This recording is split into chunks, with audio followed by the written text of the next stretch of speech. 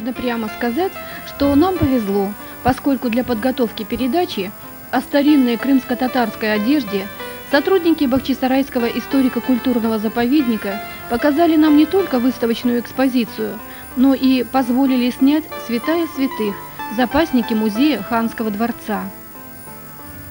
И наше воображение дорисовало картины, как в прошлом веке и во времена более ранние ходили в этих одеждах дети, женщины, мужчины, сельские жители и горожане. Как выглядела зажиточная женщина в праздничной одежде. Богатый горожанин. Увидели халат глубоко почитаемого человека, совершившего хадж в Мекку, и традиционную одежду, которая была распространена в городе Бахчисарае.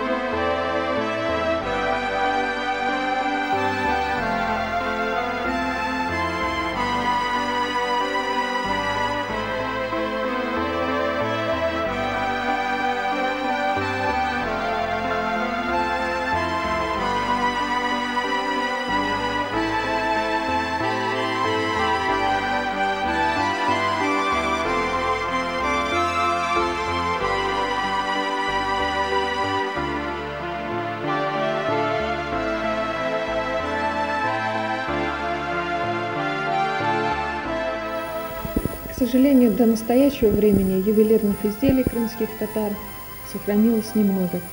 В 20-30-е годы наш музей собрал ювелирные изделия, около 200 предметов, но они были утрачены в 1944 году, в конце военных действий на территории Крыма, в годы Великой Отечественной войны. И сейчас у нас небольшое количество образцов.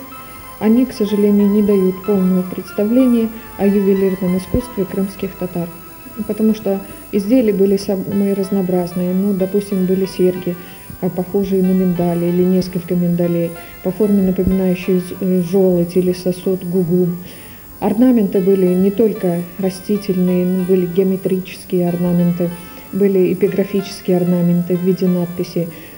Все-таки несколько образцов мы можем показать ювелирных изделий крымских татар. Ну, допустим, вот это украшение, оно называется топелик.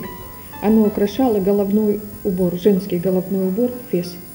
По форме оно напоминало верхнюю часть этой шапочки. Оно было круглой формы, и как раз вот сверху крепилось это украшение, топелик. Видите, оно здесь круглой формы, в центре орнаменты, растительные орнаменты, выполнены украшения в технике филиграни из проволоки. Ну и еще другие образцы, которые можно здесь показать. Это амулет. Вот что интересно, это лучше вблизи показать. Здесь есть надписи на арабском языке. Часто на украшениях крымских татар можно видеть эти надписи. Не только на амулетах, на кольцах, на топеликах. Они как раз также выполняли апотропейную функцию, служили оберегами. Ну, к тому же вот в это украшение оно открывается, и сюда помещалась молитва. Вот эта трубочка открывается, и можно было носить не только вот эту подвеску, этот амулет, но и молитву, которую помещали внутрь. Вот другие образцы, которые мы здесь имеем, это вот пояс. Такой красивый, с подвесками, украшен бирюзой. Опять же техника филигрань. Из тонкой проволоки выполнены эти орнаменты. И несколько пряжек для пояса. Вот одна техники филиграни с подвесками.